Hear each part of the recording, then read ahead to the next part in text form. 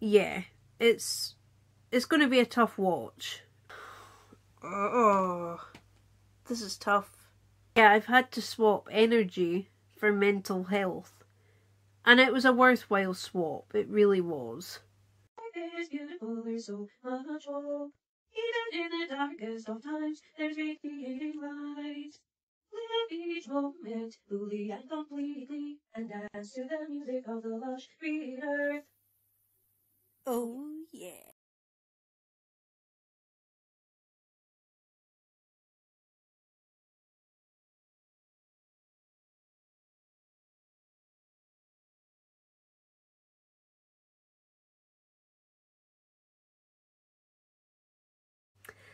Hey guys, how are we all doing?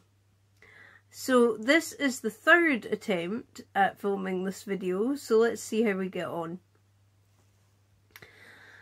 A while ago I had a video up on my channel when I had quite a lot more content on my channel than is there now. I had old content on there. And I had a video that was my hospitalisation experience. Now I can't link you up to that because it's not there anymore. I deleted it. But for those of you who saw the video, that was quite a tough one to film, and this one might be a tough one too. So yeah, where to start? I have had quite the journey when it comes to mental health.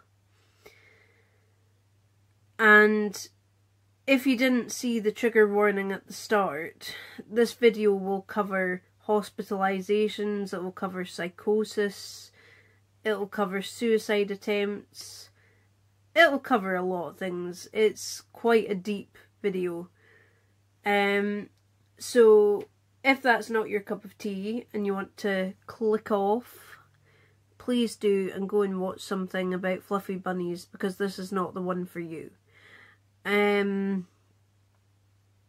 Yeah, it will cover a lot of different topics that are hard hitting. And yeah, it's going to be a tough watch, but one that I hope will help a lot of people to know that they're not alone, because you're not. So back in 2017, now prior to let's take it further back.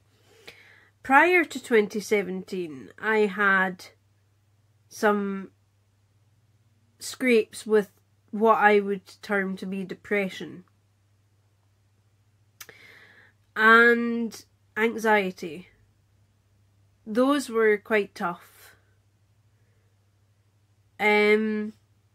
But they would come in waves, and they would go away and come back, go away and come back. And when I was living in quite a big city at university, I definitely found that it was quite difficult, actually, to stay in control of my mental health.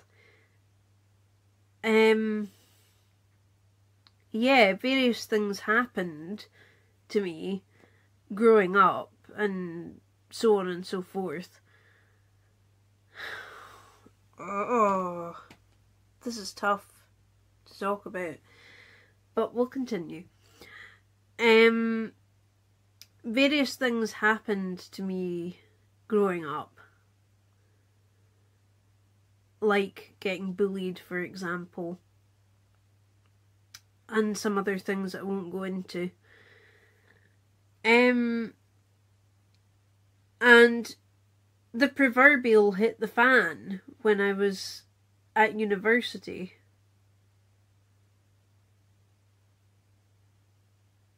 My mental health took a big dip, a real nosedive. But by the time I got assessed at their local mental institution, I was fine. because it would come and it would go. It would come in waves. So that was all fine. And it was back to the drawing board because I realised that, yeah, I wasn't going to get the help. At least not at that time. Eventually I did get the help, thank God for that, but it took quite a long time.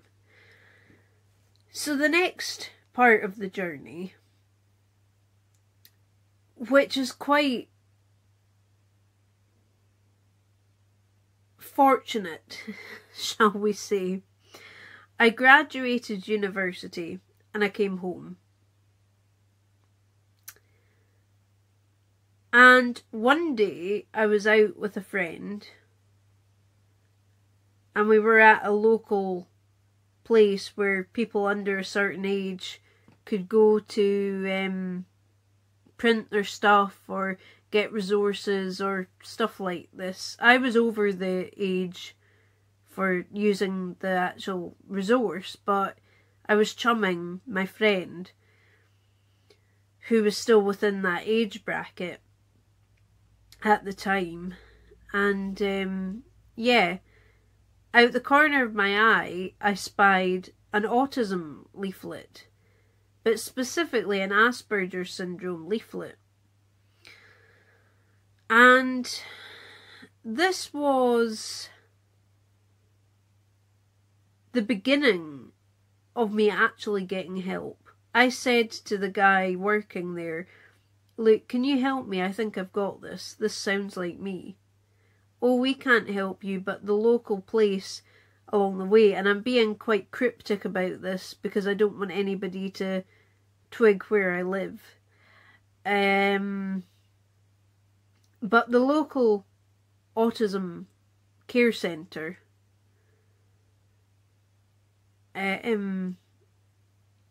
yeah, that was across the road. So he recommended it. So I went along there, and within about 20 minutes of talking to these lovely, lovely ladies running the place, it became clear that I was probably onto something with my hunch that I had Asperger's syndrome. But I was actually waiting because I was seeing a psychologist at the time back in my hometown, and I was waiting to get to a consultant psychiatrist. So I had an appointment. I think I had an appointment at this point to go to the psychiatrist, and one of the lovely ladies at the autism centre said, "Mention it to him." So when my appointment rolls round, I mention it to him. And the thing of it was, it was actually quite bizarre, really. This guy said to me, "You're definitely not autistic because you're not like Martin McFly out of Back to the Future." And I'm sitting there thinking, what are you talking about, mate? Anyway, I'm a girl for a start. I'm a woman. So obviously I'm not going to present in the same way as Martin McFly. But anyway, and also he's a character. Let's just assume, if you haven't seen Back to the Future, let's just go with the premise that he's a character. So, yeah, he's a portrayal in Hollywood of someone with autism. So this guy was less than helpful. And, yeah, that was also tough because I really, really wanted the help. So I went back to the autism place and they said, "Well, how did it go? How did it go?" And I said, "Well, I'm not like Martin McFly, So, yeah, not autistic. And they said, we're going to get a second opinion. So the second opinion rolled round, and it was an assessment over different periods of, like over a period of time, it was an assessment. And yeah, they found me to have Asperger's syndrome. Ultimately, it was an expert in dealing with autistic females that diagnosed me. Wonderful, wonderful lady. And I'm forever grateful, I really am. So, yeah, she took all of it into consideration. She took my past history of mental health into consideration, various things that had happened to me into consideration, and the assessment itself. So, yeah, it was very, very involved as an assessment. But yeah, it came out that I do in fact have Asperger's syndrome. So forwarding on in time, 2017 rolls around and I fall really ill. Now, I'm not going to go into details about how this came to light that I'd fallen ill. But suffice it to say, I felt really mentally very, very unwell. I will say, initially, it was as a result of a urinary tract infection infecting my kidneys, getting into the blood and affecting my brain. So it did start off triggered by that. As it turned out, later on I would find out what the actual cause as a working diagnosis was, but we'll get there. We will get there.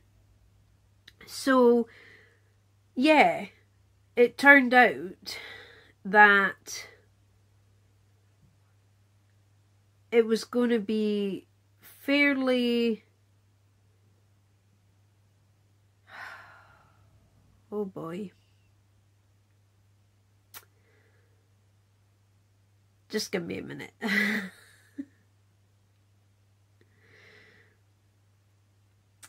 As it turned out, it was going to be a fairly long journey to actually get clarity.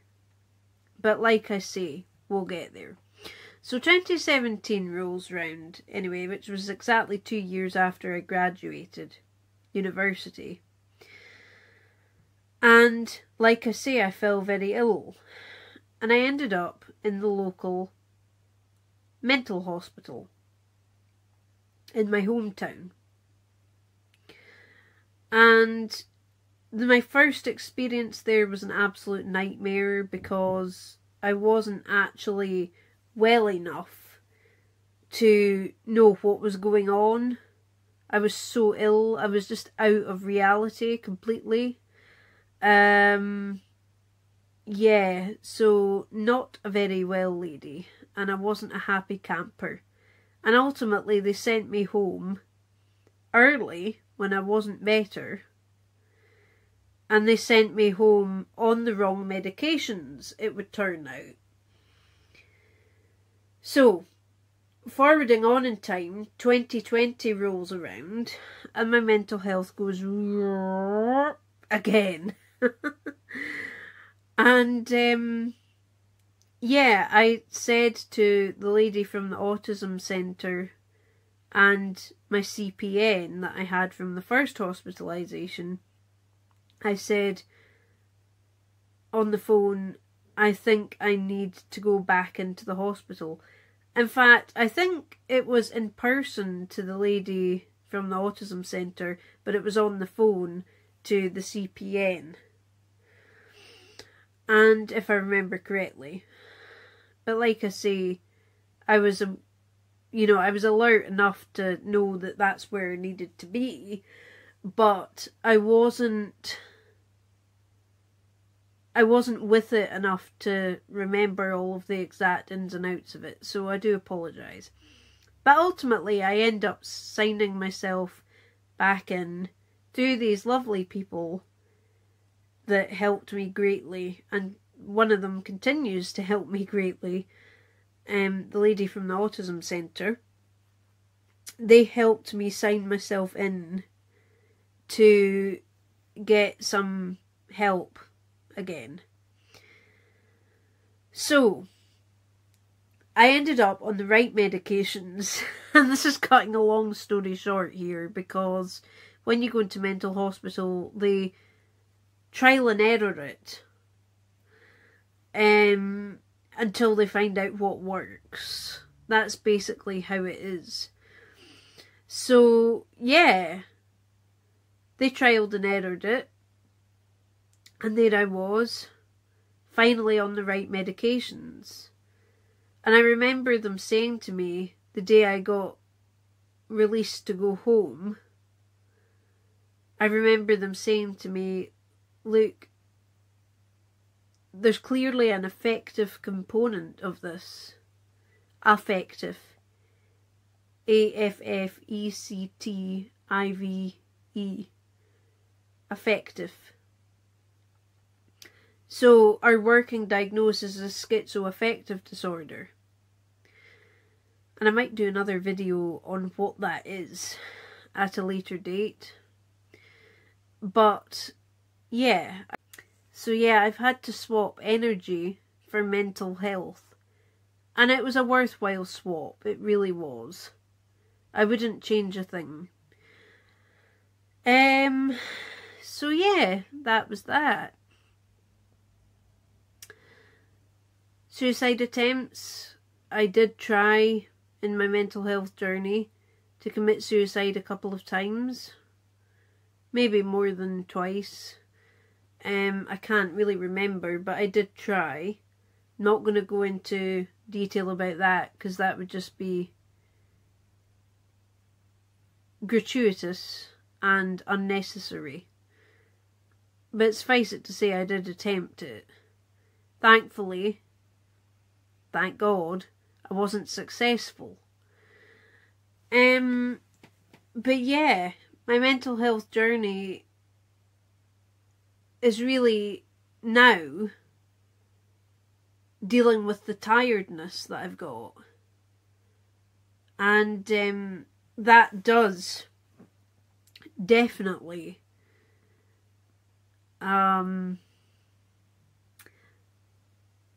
yeah, it does impact, I would say, my life in a way that is perhaps not entirely helpful to my overall well-being. But yeah, my mental health, like I say, is grand. I'm very resilient now, and very able to cope mentally with what goes on in life as a general rule of life. The sort of thing that goes on, I'm able to cope with it. So yeah, it's it was a journey. It definitely was a journey, a very necessary one. But yeah, so that's where we are now. If anybody wants details about my hospital visit, I'm not sure how much detail I'm comfortable going into for the first one,